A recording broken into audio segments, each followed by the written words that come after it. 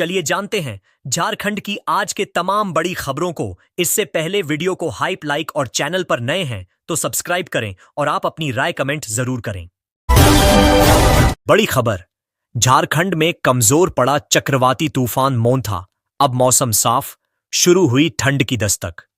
रांची, झारखंड में पिछले कुछ दिनों से सक्रिय चक्रवाती तूफान मोंथा का असर अब लगभग खत्म हो गया है।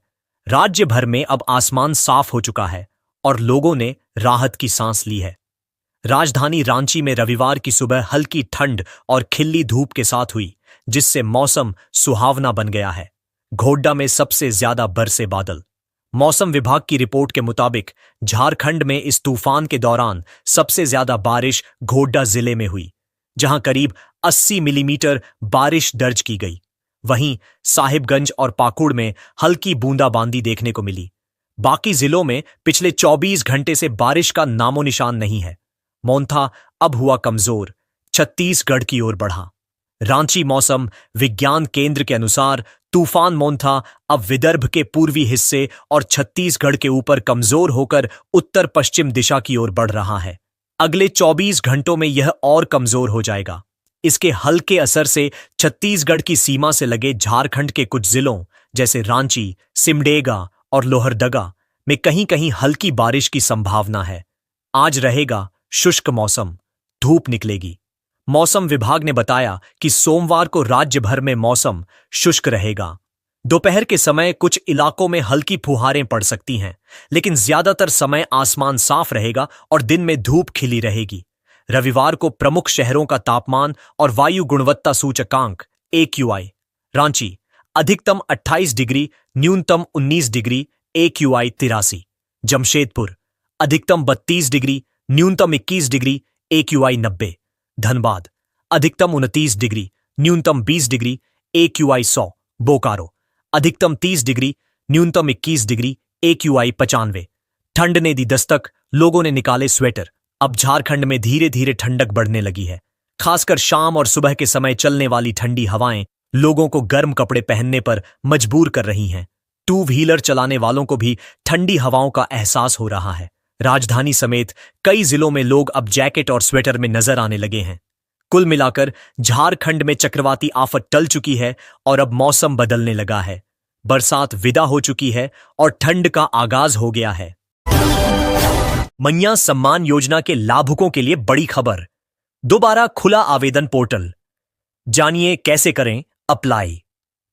रांची, झारखंड सरकार की महत्वाकांक्षी मन्या सम्मान योजना के लाभुकों के लिए बड़ी राहत की खबर है।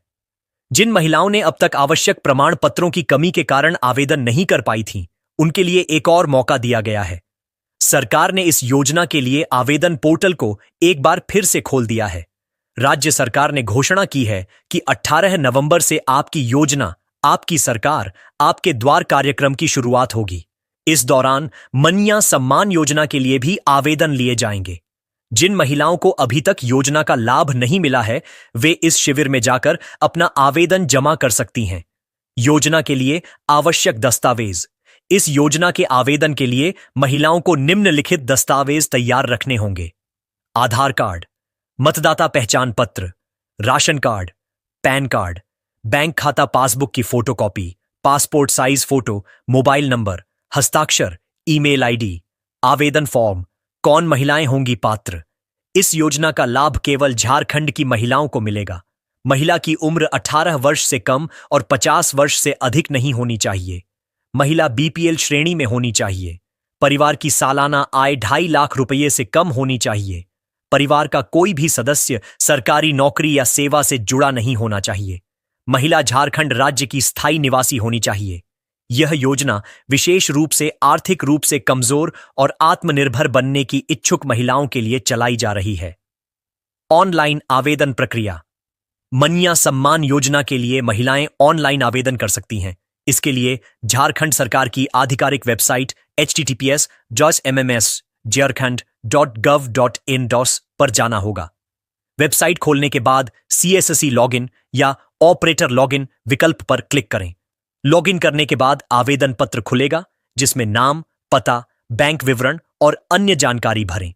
सभी आवश्यक दस्तावेज स्कैन कर अपलोड करें और सबमिट बटन पर क्लिक करें। अंत में आवेदन की प्रति डाउनलोड कर उसका प्रिंट आउट अपने पास रखें ताकि भविष्य में उपयोग किया जा सके। सरकार का लक्ष्य है कि इस योजना के जरिए झारखंड की हर पात्र महिला को आर्थिक रूप से मजबूत और आत्मनिर्भर बनाया जा सके। घाटशिला उपचुनाव को लेकर हेमंत सोरेन ने संभाला मोर्चा। 8 नवंबर तक रहेंगे कैंप में, कार्यकर्ताओं में भरेंगे जोश। रांची। झारखंड मुक्ति मोर्चा ने घाटशिला विधानसभा उपचुनाव के लिए अपनी तैयारियां तेज कर दी हैं। मुख्यमंत्री हेमंत सोरेन ने खुद चुनावी मैदान में उतरने का निर्णय लिया है। वे 3 नवंबर से घाटशिला में कैंप करेंगे और 8 नवंबर तक वहीं रुककर लगातार जनसभाओं और कार्यकर्ता बैठकों को संबोधित करेंगे। सूत्रों के अनुसार इस दौरान मुख्यमंत्री हेमंत सोरेन का मुख्य उद्देश्य पार्टी कार्यकर्ताओं में जोश भरना और मतदाताओं से सीधा संवाद स्थापित करना होगा। वे क्षेत्र के विभिन्न इलाकों में जनसंपर्क अभियान चलाएंगे और राज्य सरकार की उपलब्धियों को जनता के सामने रखेंगे। वहीं विधायक कल्पना सोरेन भी प्रचार अभियान में सक्रिय भूमिका निभाएंगी। वे मुख्यमंत्री के साथ मिलकर गांव-गांव में जनसभाएं, महिला सम्मेलन और रैलियों का आयोजन करेंगी। उनका फोकस ग्रामीण और महिला मतदाताओं तक पार्टी की नीतियों और योजनाओं को पहुंचाने पर रहेगा। जेएमएम नेताओं का कहना है कि घाटशिला उपचुनाव पार्टी के लिए अत्यंत महत्वपूर्ण है। हेमंत और कल्पना सोरेन की संयुक्त मौजूदगी से न केवल कार्यकर्ताओं का मनोबल बढ़ेगा, बल्कि जनता के बीच पार्टी की पकड़ भी मजबूत होगी। पार्टी का मुख्य जोर विकास कार्यों, स्थानीय मुद्दों और झारखंड सरकार की उपलब्धियों को जन जन तक पहुंचाने पर रहेगा। हेमंत सोरेन की इस सक्रियता को देखते हुए घाटशिला का चुनावी माहौल अब गरमाने लगा है। बिहार चुनाव 2025। रांची से बिहार जाने में मुश्किल, ट्रेनों और बसों में भारी भीड़। रांची। बिहार विधानसभा चुनाव के पहले चरण के लिए 6 नवंबर को मतदान होना है। मतदान में हिस्सा लेने के लिए रांची से हजारों लोग अपने गृह जिलों की ओर रवाना हो रहे हैं। इसका असर रांची रेलवे स्टेशन और बस अड्डों पर साफ नजर आ रहा है। ट्रेनों में भारी भीड़ उमड़ पड़ी है और कई गाड़ियों में सीटें पूरी तरह भर चुकी हैं। वहीं 5 नवंबर को हवाई किराए में भी 4 गुना तक वृद्धि दर्ज की गई है। ट्रेन आरक्षण की स्थिति। चुनावी भीड़ के कारण ट्रेन टिकट पाना मुश्किल हो गया है। हटिया पूर्णिया कोट एक्सप्रेस में 5 नवंबर को स्लीपर क्लास में रिग्रेट है और 3 व 4 नवंबर को सभी श्रेणियों में वेटिंग चल रही है। वंदे भारत एक्सप्रेस में कुछ सीटें बची हैं, जबकि मौर्या एक्सप्रेस में 4 और 5 नवंबर को सभी श्रेणियों में लंबी वेटिंग है। हटिया इस्लामपुर एक्सप्रेस में 3 से 5 नवंबर तक स्लीपर में 50 से ज्यादा वेटिंग है। पाटलिपुत्र एक्सप्रेस में 3 और 4 नवंबर को वेटिंग है, जबकि 5 नवंबर को 40 से कम सीटें उपलब्ध हैं। जयनगर राउरकेला एक्सप्रेस में 5 नवंबर को स्लीपर क्लास में लगभग 50 वेटिंग है। दरभंगा चरलपल्ली एक्सप्रेस में 4 नवंबर को स्लीपर क्लास में रिग्रेट की स्थिति बनी हुई है। बस और टैक्सी की स्थिति। इस बार झारखंड से बिहार जाने वाली कई बसें चुनावी कार्य में लगाई गई हैं। इससे निजी टैक्सी और छोटी गाड़ियों की संख्या में भी कमी आ गई है। Jharkhand tour and travel association के अध्यक्ष अमरदीप सहाय ने बताया कि कुछ वाहनों को प्रशासनिक कार्यों के लिए रोका गया है, जिससे बिहार जाने वाले यात्रियों को अतिरिक्त परेशानी का सामना करना पड़ रहा है। यात्रियों की परेशानी। यात्री भी अपनी मजबूरी जाहिर कर रहे हैं। अमित कुमार ने बताया कि वे प्राइवेट टैक्सी से पटना जाना चाहते थे, लेकिन 3 नवंबर को एक भी वाहन उपलब्ध नहीं मिला। वहीं अमित शर्मा का कहना है कि फिलहाल कोई कॉमर्शियल गाड़ी नहीं मिल रही है। कुल मिलाकर बिहार चुनाव से पहले रांची से बिहार जाने वाले लोगों के लिए यात्रा करना मुश्किल हो गया है। ट्रेनों और सड़कों दोनों पर भारी दबाव देखने को मिल रहा है। खूंटी में बिना लाइसेंस चल रहा ब्लड बैंक।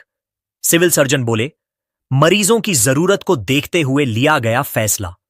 खूंटी। चाईबासा के सदर अस्पताल में एचआईवी संक्रमित खून थैलेसीमिया मरीजों को लगाए जाने की घटना के बाद राज्य के स्वास्थ्य तंत्र पर सवाल उठने लगे हैं। इसी बीच खूंटी जिले से भी बड़ा मामला सामने आया है। यहां के सदर अस्पताल में ब्लड बैंक बिना लाइसेंस के संचालित हो रहा है। सिविल सर्जन नागेश्वर मांझी ने स्वीकार किया है कि ब्लड बैंक का लाइसेंस फिलहाल नवीनीकरण प्रक्रिया में है। उनका कहना है कि लाइसेंस रिन्यूअल के लिए आवेदन फरवरी महीने में ही कर दिया गया था और सरकार से जल्द मंजूरी मिलने की उम्मीद है। उन्होंने कहा कि मरीजों की खून की जरूरत को देखते हुए ब्लड बैंक का संचालन जारी रखा गया है। खून की भारी कमी से जूझ रहा जिला। आदिवासी बहुल खूंटी जिले में 60 से अधिक थैलेसीमिया और एनीमिया के मरीज हैं। रोजाना 10 यूनिट से अधिक खून की खपत होती है। सबसे ज्यादा खून सिकल सेल, थैलेसीमिया और एनीमिक मरीजों को दिया जाता है। इसके बाद गर्भवती महिलाओं और ऑपरेशन मरीजों के लिए खून की जरूरत पड़ती है। सदर अस्पताल में हर दिन 500 से अधिक मरीज मलेरिया, टाइफाइड, सर्दी खांसी, डायबिटीज, ब्लड प्रेशर और ब्रेन हेमरेज जैसी बीमारियों के इलाज के लिए आते हैं। इस वजह से ब्लड बैंक की भूमिका बेहद अहम हो जाती है। जांच प्रक्रिया पर दिया जा रहा ध्यान। सिविल सर्जन ने बताया कि ब्लड बैंक में दान किए गए खून की पूरी जांच की जाती है। जांच प्रक्रिया में malaria, HIV, filaria, hepatitis A, B, C और डायबिटीज जैसी बीमारियों का परीक्षण शामिल है।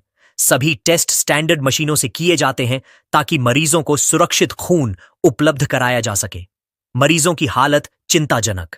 सिविल सर्जन ने बताया कि कई मरीजों में केवल 5 से 7 ग्राम ही खून बचा होता है। ऐसे में खून की उपलब्धता जीवन और मौत के बीच का अंतर तय कर देती है। लाइसेंस रिन्यूअल में देरी पर उठे सवाल। ब्लड बैंक का लाइसेंस फरवरी से रिन्यूअल प्रक्रिया में है, लेकिन अब तक मंजूरी नहीं मिली है। सिविल सर्जन का कहना है कि ऑनलाइन आवेदन जमा कर दिया गया है और सरकार ने 1 सप्ताह में लाइसेंस जारी करने का आश्वासन दिया है। फिलहाल ब्लड बैंक बगैर लाइसेंस चल रहा है ताकि किसी भी मरीज की जान खून की कमी से न जाए। ट्यूनीशिया में फंसे झारखंड के 48 मजदूरों की जल्द होगी वापसी। सरकार की पहल पर L&T कर रही मदद। ट्यूनीशिया में लंबे समय से फंसे झारखंड के 48 मजदूरों की घर वापसी की प्रक्रिया अब तेज हो गई है। झारखंड सरकार की सक्रिय पहल के बाद L&T कंपनी ने मामले को गंभीरता से लिया और तुरंत कार्रवाई शुरू की। कंपनी ने अपने अधीन काम करने वाली दिल्ली की निजी फर्म प्रेम कंस्ट्रक्शन के मालिक को कड़ी फटकार लगाई और मजदूरों के बकाया वेतन का भुगतान भी पूरा कर दिया। कंपनी की जानकारी के मुताबिक सभी मजदूर 4 नवंबर को ट्यूनीशिया से मुंबई के छत्रपति शिवाजी महाराज अंतर्राष्ट्रीय हवाई अड्डे के लिए रवाना होंगे। मुंबई पहुंचने के बाद वे सीधे अपने गृह राज्य झारखंड लौटेंगे। यह मामला तब सामने आया जब मजदूरों ने सोशल मीडिया पर एक वीडियो जारी कर अपनी स्थिति साझा की। वीडियो में उन्होंने बताया कि उन्हें धोखे से विदेश भेजा गया और वहां बिना तय वेतन तथा पर्याप्त भोजन के 12-12 घंटे काम कराया जा रहा था। मजदूरों ने झारखंड सरकार से मदद की गुहार लगाई। उन्होंने बताया कि देश से रवाना होने से पहले उन्हें तय मजदूरी और अनुबंध का आश्वासन दिया गया था, लेकिन ट्यूनीशिया पहुंचते ही सब कुछ बदल गया। इसके बाद झारखंड सरकार ने विदेश मंत्रालय से संपर्क किया और मजदूरों की सुरक्षित वापसी की प्रक्रिया शुरू की। L&T और झारखंड सरकार की मदद से मजदूरों की घर वापसी का रास्ता साफ हुआ। बीती रात मजदूरों ने सोशल मीडिया पर एक और वीडियो जारी कर L&T कंपनी से माफी भी मांगी। उन्होंने कहा कि जानकारी की कमी के कारण उन्होंने पहले वीडियो में कंपनी का नाम लिया था, जबकि कंपनी का सीधे उनके वेतन से संबंध नहीं था। मजदूरों ने कहा कि कंपनी ने तत्परता से मदद की और उनकी वापसी सुनिश्चित की। L&T की त्वरित कार्रवाई और झारखंड सरकार की पहल से अब सभी 48 मजदूर अपने परिवारों से मिलने के लिए तैयार हैं। उन्होंने कंपनी और सरकार का आभार जताया और कहा कि अब वे लंबे संघर्ष के बाद अपने घर लौट सकेंगे। मजदूरों की सुरक्षित वापसी से उनके परिवारों में भी खुशी की लहर दौड़ गई है। मोकामा हत्याकांड पर जामुमो का वार। बिहार में फिर लौट आया जंगलराज। रांची। मोकामा में दुलारचंद यादव की सरेआम हत्या को लेकर झारखंड मुक्ति मोर्चा ने बिहार सरकार पर कड़ा प्रहार किया है। पार्टी के केंद्रीय प्रवक्ता मनोज पांडेय ने कहा कि यह घटना बिहार में व्याप्त जंगलराज का ताजा उदाहरण है। उन्होंने सवाल उठाया कि पुलिस की चौकसी और चुनावी निगरानी के बावजूद इतनी बड़ी वारदात कैसे हो गई। अनंत सिंह की गिरफ्तारी पर उठे सवाल। झामुमो प्रवक्ता ने मोकामा के पूर्व विधायक अनंत सिंह की गिरफ्तारी पर कहा कि यह प्रशंसा का नहीं बल्कि जवाबदेही तय करने का समय है। उन्होंने कहा कि जब चुनावी प्रक्रिया शुरू होते ही हथियार जमा करा दिए जाते हैं तो जदयू नेता के काफिले में हथियार कहां से आए? उन्होंने बताया कि अनंत सिंह खुद एक मीडिया बातचीत में कह रहे हैं कि वे 40 गाड़ियों के काफिले में थे और 30 गाड़ियां आगे निकल गईं, तब यह घटना घटी। ऐसे में सवाल उठता है कि चुनाव आयोग और पुलिस प्रशासन क्या कर रहे थे? घटना रोकने में नाकाम रही पुलिस। मनोज पांडेय ने कहा कि विरोधी नेताओं को गोली मरवाने के बाद गिरफ्तारी दिखाकर सरकार अपनी पीठ थपथपा रही है। ये नाकामी नहीं तो और क्या है? उन्होंने कहा कि जिस व्यक्ति की हत्या हुई वह समाज के एक बड़े तबके का प्रतिनिधित्व करते थे और चुनाव में एक राजनीतिक दल के समर्थन में सक्रिय थे। ऐसी स्थिति में पटना पुलिस की निष्क्रियता पर सवाल उठना स्वाभाविक है। पुलिस की कार्रवाई पर उठे सवाल। जामुमो प्रवक्ता ने कहा कि अब पुलिस अनंत सिंह की गिरफ्तारी को अपनी उपलब्धि बता रही है, जबकि असल सवाल यह है कि घटना को रोका क्यों नहीं गया। जब हथियार खुलेआम लहराए जा रहे थे तब कार्रवाई क्यों नहीं हुई? उन्होंने कहा कि यह विधि व्यवस्था पर गंभीर प्रश्न है और बिहार सरकार को इसका उत्तर देना होगा। अचानक बिना ड्राइवर के चलने लगा ट्रेलर। फिर खूंटी जिले के तोरपा मेन रोड पर रविवार को एक बड़ा हादसा टल गया। मिली जानकारी के अनुसार हार्डवेयर दुकान के पास खड़े एक ट्रेलर का ड्राइवर फल लाने के लिए उतर गया। तभी ट्रेलर अचानक पीछे की ओर लुढ़कने लगा और करीब 200 मीटर तक जाकर एक खड़ी टेम्पो से टकरा गया। टक्कर के कारण टेम्पो पूरी तरह क्षतिग्रस्त हो गया और पास लगे ट्रांसफार्मर को भी नुकसान हुआ। स्थानीय लोगों ने बताया कि घटना के समय सड़क पर काफी भीड़ थी, लेकिन सौभाग्य से किसी को चोट नहीं आई। पुलिस ने तुरंत मौके पर पहुंचकर स्थिति को संभाला और बिजली विभाग को घटना की सूचना दी। ट्रेलर को जब्त कर थाना ले जाया गया है और मामले की जांच शुरू कर दी गई है। झारखंड में सारे गैर कानूनी खेल हेमंत सोरेन के संरक्षण में खेले जा रहे हैं। बाबूलाल मरांडी, रांची। झारखंड भाजपा के प्रदेश अध्यक्ष और नेता प्रतिपक्ष बाबूलाल मरांडी ने मुख्यमंत्री हेमंत सोरेन पर तीखा हमला बोला है। उन्होंने राज्य के डीजीपी और अन्य अधिकारियों पर भ्रष्टाचार करने तथा मुख्यमंत्री पर उन भ्रष्ट अधिकारियों को संरक्षण देने का आरोप लगाया। मरांडी ने सोशल मीडिया प्लेटफॉर्म एक्स पर रविवार को लिखा कि मुख्यमंत्री को सत्ता मिलने के बाद जैसे खुलेआम दुश्मनी निकालने का लाइसेंस मिल गया है। उन्होंने कहा कि जो गंदा खेल पहले शुरू हुआ था उसकी नकल अब कुछ बेईमान पुलिस अधिकारियों द्वारा की जा रही है। ये लोग कानून को अपनी जेब समझते हैं। मरांडी ने आरोप लगाया कि खूंटी में बैठे एक दरोगा ने बिहार के बेगूसराय में चल रहे अपने पैतृक जमीन विवाद में दूसरे पक्ष को झूठे अफीम की खेती के मामलों में रिमोट कंट्रोल से फंसा दिया। उन्होंने कहा कि झारखंड में भ्रष्टाचार के खिलाफ आवाज उठाने वालों को दबाने, परेशान करने और आतंक फैलाने का काम कुछ बेईमान अफसर कर रहे हैं और यह सारा खेल मुख्यमंत्री के संरक्षण में हो रहा है। जामुमो प्रवक्ता ने अनाधिकृत जांचों और छापेमारी के मामलों का जिक्र करते हुए पूछा कि हाल के दिनों में सीआईडी व साइटी के नाम पर जमीन मामलों की जांच के बहाने कितनी लूट हुई और कितने निर्दोष लोगों को डराया धमकाया गया। उन्होंने मुख्यमंत्री से कहा कि यदि उनमें शर्म बची है तो किसी ईमानदार अधिकारी से इन भ्रष्ट पुलिस वालों की संपत्ति की पूरी जांच करवाई जाए ताकि जनता को पता चल सके कि इन्होंने कितनी काली कमाई की है। मरांडी ने कहा कि कानून का दुरुपयोग करने वाले दरोगा को सस्पेंड कर बचाने का प्रयास न किया जाए। उन्होंने चेतावनी दी कि सिर्फ सस्पेंशन दिखावा है। 2-4 महीने बाद ये अधिकारी वापस ड्यूटी पर आकर वही गंदा खेल जारी रखेंगे, इसलिए इन्हें सस्पेंड करने के बजाय गिरफ्तार कर कड़ी सजा दी जानी चाहिए ताकि झारखंड में उदाहरण कायम हो और अन्य भ्रष्ट अधिकारी सोचकर ही कानून के साथ छेड़छाड़ करें। रंगदारी गैंग पर पुलिस का शिकंजा, कारोबारी के घर फायरिंग करने वाले 2 शूटर गिरफ्तार। जमशेदपुर पुलिस ने सीताराम डेरा निवासी कारोबारी हरे राम सिंह के घर पर हुई फायरिंग मामले का खुलासा करते हुए प्रिंस खान, सुजीत सिन्हा गिरोह के 2 शूटरों को गिरफ्तार किया है। पकड़े गए अपराधियों की पहचान राजेश और कुंडू के रूप में हुई है। दोनों को कदमा के शास्त्री नगर क्षेत्र से देर रात छापेमारी के दौरान गिरफ्तार किया गया। पुलिस ने उनके पास से हथियार भी बरामद किए हैं। जानकारी के अनुसार दोनों आरोपी लंबे समय से फरार थे। गुप्त सूचना पर कार्रवाई करते हुए पुलिस ने इन्हें धर दबोचा। फिलहाल दोनों से पूछताछ जारी है। इससे पहले इस गिरोह के सदस्य आकाश सिंह को भी पुलिस ने गिरफ्तार किया था। गिरोह का नाम दशरथ शुक्ला की गिरफ्तारी के बाद सामने आया था। पूछताछ में दशरथ ने बताया था कि हरेराम सिंह के घर पर फायरिंग की साजिश जेल में बंद प्रिंस खान और सुजीत सिन्हा ने रंगदारी वसूली के लिए रची थी।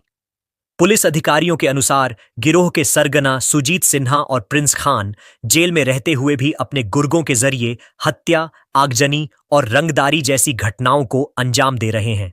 पुलिस ने गिरोह के अन्य सदस्यों की पहचान कर ली है और उनकी गिरफ्तारी के लिए लगातार छापेमारी की जा रही है। सूत्रों ने बताया कि दशरथ शुक्ला ने स्वीकार किया है कि वह और उसके साथी गैंगस्टर सुजीत सिन्हा, प्रिंस खान और सुजीत की पत्नी रिया सिन्हा के लिए रांची और जमशेदपुर में काम करते थे। वर्ष 2019 में घाघीडीह जेल में दशरथ की मुलाकात सुजीत सिन्हा से हुई थी, जिसके बाद वह गिरोह से जुड़ गया।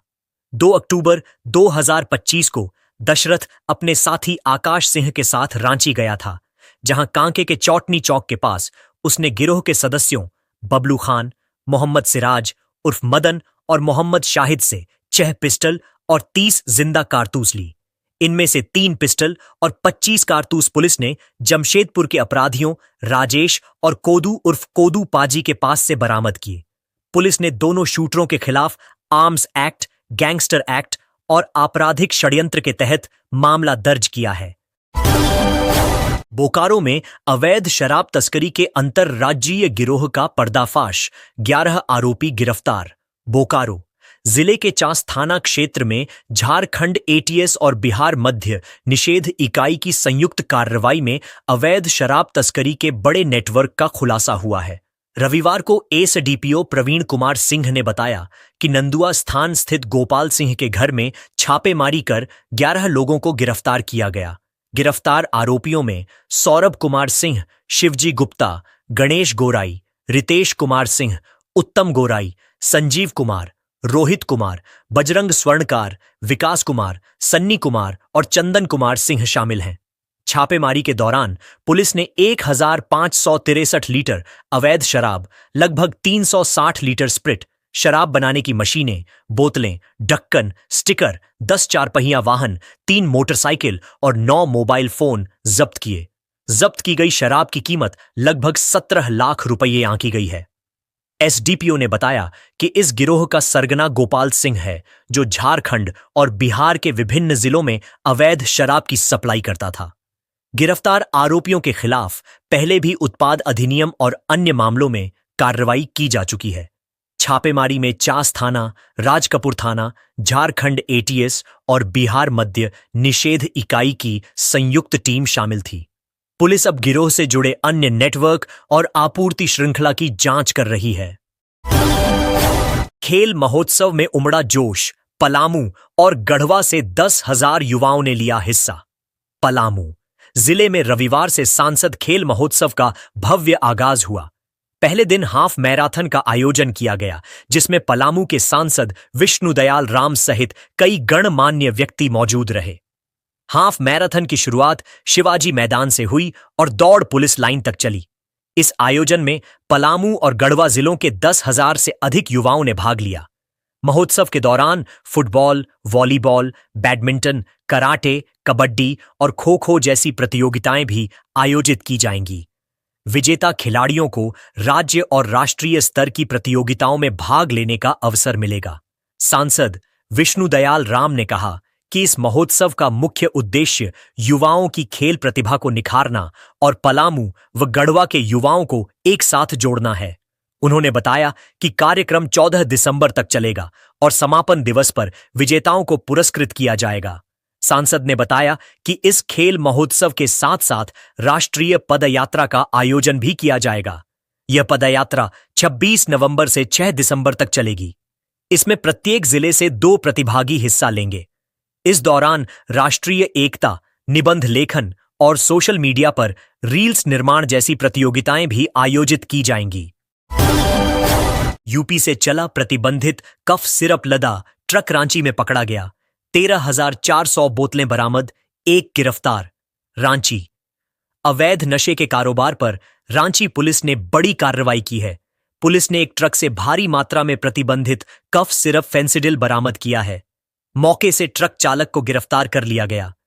गिरफ्तार चालक की पहचान महाराष्ट्र के जोगेश्वरी ईस्ट के प्रेमनगर निवासी लगभग 40 वर्षीय वसीम निजाम शेख के रूप में हुई है। बरामद सिरप की अनुमानित कीमत लगभग 30 लाख रुपए बताई गई है। रांची के ग्रामीण पुलिस अधीक्षक प्रवीण पुष्कर ने बताया कि शनिवार रात लगभग 10:30 बजे रांची वरिष्ठ पुलिस अधीक्षक राकेश रंजन को उत्तर प्रदेश क्राइम ब्रांच से सूचना मिली थी कि अवैध फेंसिडिल सिरप लदा ट्रक संख्या NL 01H5510 रांची की ओर आ रहा है। सूचना के आधार पर वरिष्ठ पुलिस अधीक्षक के निर्देश पर ग्रामीण पुलिस अधीक्षक प्रवीण पुष्कर के नेतृत्व में और खलारी पुलिस उपाधीक्षक राम नारायण चौधरी की देखरेख में एक विशेष टीम गठित की गई। टांगर बसेली मोड़ पर जांच में खुलासा हुआ। टीम ने तुरंत राष्ट्रीय राजमार्ग संख्या 49 पर टांगर बसेली मोड़ के पास चेकिंग अभियान शुरू किया। थोड़ी देर बाद चान्हो की ओर से एक ट्रक आता दिखाई दिया। पुलिस ने ट्रक को रोककर जांच की। प्रारंभ में चालक ने बताया कि ट्रक में चावल लदा है, लेकिन जब पुलिस ने बोरियां हटाकर जांच की तो अंदर से 134 प्लास्टिक की बोरियां मिलीं, जिनमें कुल 13,400 फेंसिडिल की बोतलें प्रत्येक 100 मिलीलीटर रखी हुई थीं। ड्रग इंस्पेक्टर ने की पुष्टि। सूचना मिलने पर ड्रग इंस्पेक्टर अमित कुमार मौके पर पहुंचे और बोरियां खोलकर जांच की।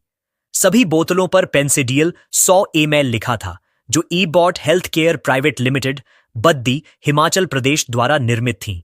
इन पर बैच नंबर PHD 24542, निर्माण तिथि दिसंबर 2024 और एक्सपायरी फरवरी 2026 अंकित थी।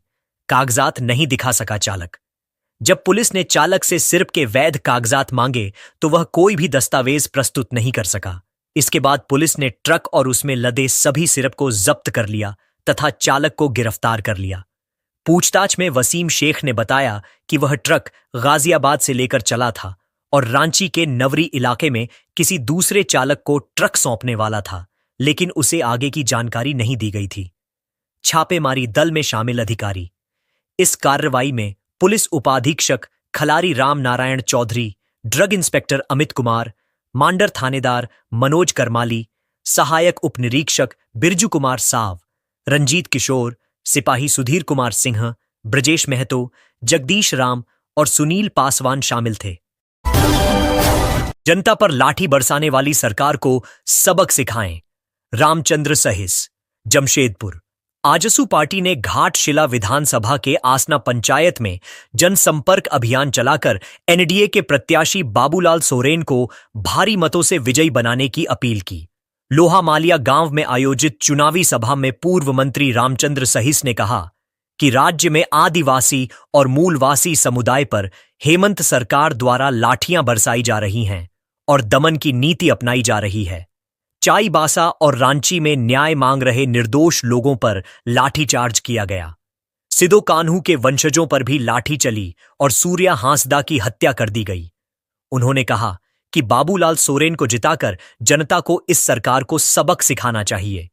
रामचंद्र सहिस ने कहा कि झारखंड मुक्ति मोर्चा और कांग्रेस झारखंडी जनता की हितैषी नहीं हो सकती। यह बात अब जनता भली भांति समझ चुकी है, इसलिए NDA समर्थित भाजपा प्रत्याशी बाबूलाल सोरेन को विजयी बनाकर झारखंड विरोधी ताकतों को करारा जवाब देना आवश्यक है। उन्होंने कहा कि झामुमो और मुख्यमंत्री हेमंत सोरेन झारखंड विरोधी शक्तियों के हाथों की कठपुतली बन चुके हैं। राजद और कांग्रेस ने झारखंड राज्य के गठन का विरोध किया था, लेकिन झामुमो आज उन्हीं दलों के इशारों पर नाच रहा है। रामचंद्र सहिस ने कहा कि झारखंड का निर्माण भाजपा और आजसू ने मिलकर किया था। NDA ही झारखंड को सही दिशा में ले जा सकता है। उन्होंने कहा कि NDA सरकार के समय राज्य में विकास की गति तेज हुई थी, लेकिन हेमंत सोरेन के कार्यकाल में विकास ठप हो गया है और कानून व्यवस्था की स्थिति बद से बदतर हो गई है। जनसंपर्क अभियान का नेतृत्व पूर्व मंत्री रामचंद्र सहिस और केंद्रीय महासचिव हरेलाल महतो ने किया। इस अवसर पर सत्यनारायण महतो, सुखलाल हेम्ब्रम, टिकैत महतो, करण महतो, बन बिहारी महतो, अमल महतो और राकेश मुर्मू सहित कई स्थानीय नेता उपस्थित थे। बाबूलाल मरांडी के आरोप बौखलाहट का नतीजा। विनोद पांडे, रांची। भाजपा प्रदेश अध्यक्ष और नेता प्रतिपक्ष बाबूलाल मरांडी द्वारा मुख्यमंत्री हेमंत सोरेन और राज्य पुलिस पर लगाए गए आरोपों पर झारखंड मुक्ति मोर्चा ने तीखी प्रतिक्रिया दी है। पार्टी के महासचिव विनोद पांडे ने कहा कि मरांडी की बयानबाजी पूरी तरह बौखलाहट और निराधार आरोपों का नतीजा है। मरांडी को नहीं शोभा देता नैतिकता पर भाषण। विनोद पांडे ने कहा कि जो व्यक्ति अपने कार्यकाल में भ्रष्टाचार और जनविरोधी फैसलों के लिए जाने जाते रहे हों, उन्हें आज नैतिकता और कानून की बातें करना शोभा नहीं देता। उन्होंने कहा कि हेमंत सोरेन की सरकार पारदर्शिता और जनहित के प्रति पूरी तरह प्रतिबद्ध है। यहां किसी के खिलाफ कार्रवाई तथ्यों और सबूतों के आधार पर होती है, भाजपा सरकारों की तरह राजनीतिक दुर्भावना से नहीं। भाजपा झूठ की राजनीति में लगी। जामुमो। पांडेय ने कहा कि भाजपा अब विपक्ष की भूमिका को जिम्मेदारी से निभाने के बजाय अफवाह और झूठ की राजनीति कर रही है। उन्होंने कहा कि मरांडी के आरोप यह साबित करते हैं कि भाजपा जनता के असली मुद्दों से भटक चुकी है और केवल राजनीतिक लाभ के लिए भ्रम फैलाने का काम कर रही है। भाजपा शासनकाल की याद दिलाई। विनोद पांडे ने कहा कि भाजपा के शासनकाल में झारखंड ने देखा था कि कैसे पुलिस तंत्र का दुरुपयोग कर विरोधियों को डराने और फंसाने का काम किया गया। उस समय निर्दोष आदिवासियों और सामाजिक कार्यकर्ताओं पर झूठे मुकदमे दर्ज किए गए। लेकिन आज जब कानून निष्पक्ष रूप से काम कर रहा है तो भाजपा नेताओं को परेशानी हो रही है। भ्रष्टाचार पर सख्त है हेमंत सरकार। उन्होंने कहा कि मुख्यमंत्री हेमंत सोरेन ने स्पष्ट निर्देश दिए हैं कि किसी भी स्तर पर भ्रष्टाचार या सत्ता के दुरुपयोग को बर्दाश्त नहीं किया जाएगा। अगर कोई अधिकारी गलती करेगा तो जांच और कार्रवाई होगी, लेकिन भाजपा सरकारों की तरह फर्जी मुकदमे नहीं बनाए जाएंगे। जनता के मुद्दों पर बोले मरांडी। जामुमो। अंत में प्रवक्ता पांडेय ने कहा कि बाबूलाल मरांडी को चाहिए कि वे जनता के असली मुद्दों पर बोलें, न कि अपनी राजनीतिक जमीन बचाने के लिए बेबुनियाद आरोप लगाएं। उन्होंने कहा कि हेमंत सोरेन की सरकार जनता के विश्वास पर टिकी है, जबकि भाजपा अब केवल झूठ और भ्रम के सहारे राजनीति कर रही है। रांची से लेकर दुबई तक जेल में बैठे सुजीत सिन्हा ने जंगी ऐप से फैलाया अपराध का जाल। रांची। झारखंड पुलिस की जांच में बड़ा खुलासा हुआ है कि जेल में बंद कुख्यात गैंगस्टर सुजीत सिन्हा अपने गिरोह को मोबाइल ऐप जंगी ऐप के जरिए संचालित कर रहा था। यह ऐप अपराधियों के बीच सुरक्षित बातचीत का नया जरिया बन गया था। पुलिस अब ऐप की तकनीकी जांच कर रही है ताकि यह पता लगाया जा सके कि इसके जरिए किन किन लोगों और अंतरराष्ट्रीय नेटवर्क से संपर्क किया जा रहा था। पुलिस सूत्रों के अनुसार सुजीत सिन्हा जेल में रहते हुए भी अपने सक्रिय गिरोह सदस्यों से लगातार जुड़ा हुआ था और ऐप के जरिए क्राइम की योजना बनाता था। ऐप पर बातचीत एनक्रिप्टेड होती थी, जिससे संदेशों का पता लगाना मुश्किल होता था। इसी ऐप के जरिए सुजीत की पत्नी रिया सिन्हा और गिरोह के अन्य सदस्य योजनाएं साझा करते थे। जंगी ऐप बना पुलिस के लिए नई चुनौती। सिटी एसपी पारस राणा के अनुसार इस ऐप का उपयोग कर अपराधी पुलिस की निगरानी से बचने में सफल हो रहे थे। ऐप में स्वतः संदेश मिट जाने और कॉल ट्रेस न होने जैसी सुविधाएं मौजूद थीं। अब साइबर सेल ने ऐप के सर्वर और डेटा की जांच शुरू कर दी है ताकि नेटवर्क की पूरी कड़ी पाकिस्तान और दुबई तक जोड़ी जा सके। पाकिस्तान कनेक्शन भी सामने आया। पुलिस की प्रारंभिक जांच में पता चला है कि जंगी ऐप पर न केवल स्थानीय अपराधी जुड़े थे, बल्कि पाकिस्तान के हथियार तस्करों से भी संपर्क स्थापित किया गया था। गिरोह के सदस्य इस ऐप पर हथियारों की डिलीवरी और पैसों के लेन देन की योजना बनाते थे। इसी कारण पुलिस ने मामले को यूएपीए के दायरे में भी दर्ज किया है ताकि आतंकवाद से संबंधित वित्त पोषण संबंधी पहलुओं की जांच की जा सके। रिया सिन्हा और अन्य की गिरफ्तारी ने राज खोले। 13 अक्टूबर को रांची पुलिस ने रिया सिन्हा, बबलू खान, मोहम्मद शाहिद, मोहम्मद सैराज और रवि आनंद को गिरफ्तार किया था। इनसे पूछताछ में खुलासा हुआ कि सुजीत जेल में रहते हुए भी उसी ऐप के जरिए गिरोह को निर्देश देता था। गिरफ्तार आरोपियों से पुलिस ने 3 पिस्टल, 7 मैगजीन, 13 जिंदा कारतूस और कई मोबाइल जब्त किए हैं। साइबर एक्सपर्ट्स की मदद से जांच तेज। पुलिस ने अब साइबर विशेषज्ञों की एक विशेष टीम गठित कर दी है जो जंगी ऐप के डेटा ट्रेल को ट्रैक कर रही है। अधिकारियों का मानना है कि अगर ऐप के सर्वर लोकेशन और यूजर आईडी का पता चल गया तो अंतर्राष्ट्रीय स्तर पर चल रहे इस नेटवर्क की कई परतें खुल सकती हैं और सहयोगी एजेंसियों के साथ त्वरित संयुक्त कार्रवाई संभव हो सकेगी।